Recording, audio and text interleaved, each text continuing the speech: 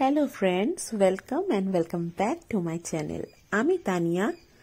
আজকে কোথায় এসেছি নিশ্চয়ই বুঝতেই পারছো। Yes, Eco Park. কিন্তু আজকে ব্লগ করতে আসিনি, এসেছিলাম আমরা বন্ধুরা একটু ক্যাফে একান্তেতে বসে আড্ডা দেব, একান্তে। কিন্তু এসে দেখলাম একান্তে তো কোনো মতেই সম্ভব না, কারণ এখানে যেন কি না কি হচ্ছে।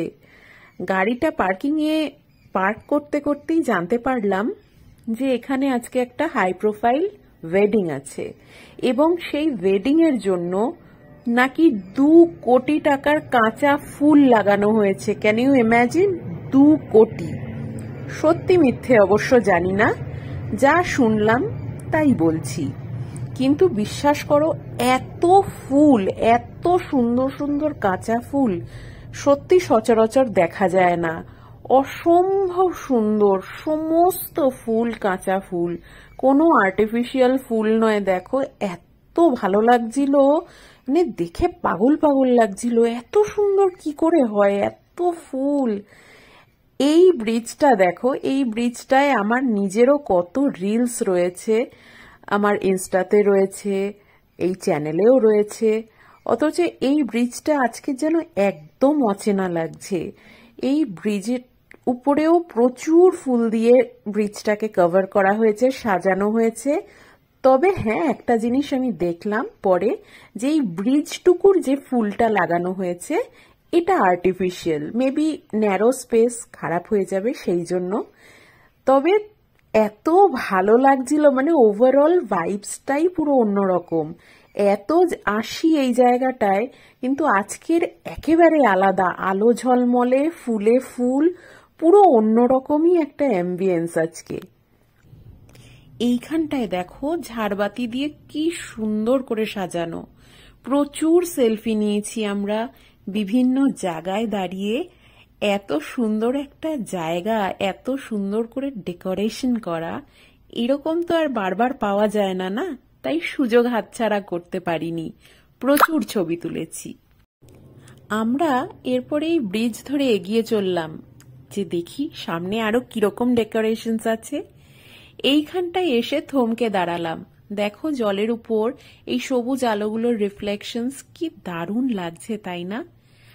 লেজার লাইটও দেখা যাচ্ছে দূর থেকে। আরো এগিয়ে চললাম, যে সামনে আরো না জানি কি কি আছে, কত সুন্দর ডেকোরেশনস করেছে, খুব ভালো লাগছিল। আমরা এসেছিলাম মেইনলি ক্যাফে একান্তেতে। ক্যাফে একান্তের ব্যাপারে নতুন কিছু বলার নেই, অনেকবার এসেছি, আমার ভীষণই ভালো লাগে পার্সোনালি ওদের বিভিন্ন খাবারের আইটেম।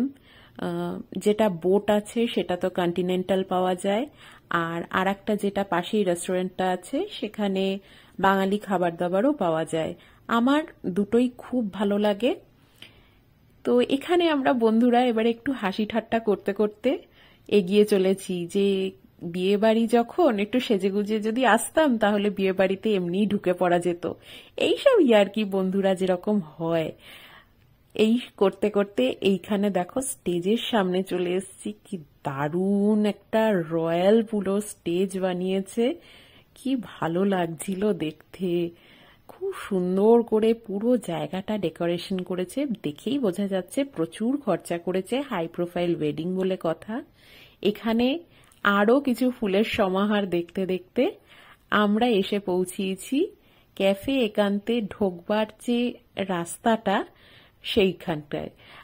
ওই দিক থেকে তো আজকে আসতে দিচ্ছিল না, এই পেছন থেকে অনেক ঘুরে ঘুরে আজকে ক্যাফে একান্তের কাছে এসে আমরা ফাইনালি উপস্থিত হয়েছি।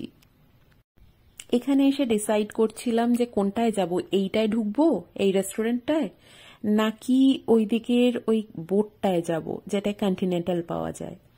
তো এই আলোচনা করতে করতে তারপরে আমরা ভাবলাম যে না, কন্টিনেন্টালটাই যাই, কারণ আমাদের একটু চাইনিজ খাওয়ার মন হচ্ছিল।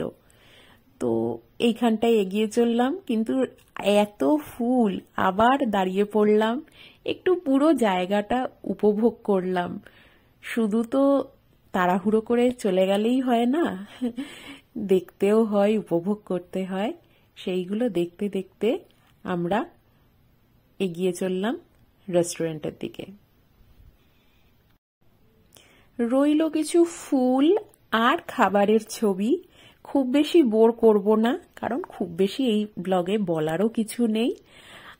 তাই জন্য কিছু ছবি দিলাম। ছবি দিয়ে আজকের মতো আমার এই ব্লগটা শেষ করলাম। খুব শিগগিরই ফিরে আসছি পুরুলিয়ার ব্লগ নিয়ে। সঙ্গে থেকো সবাই।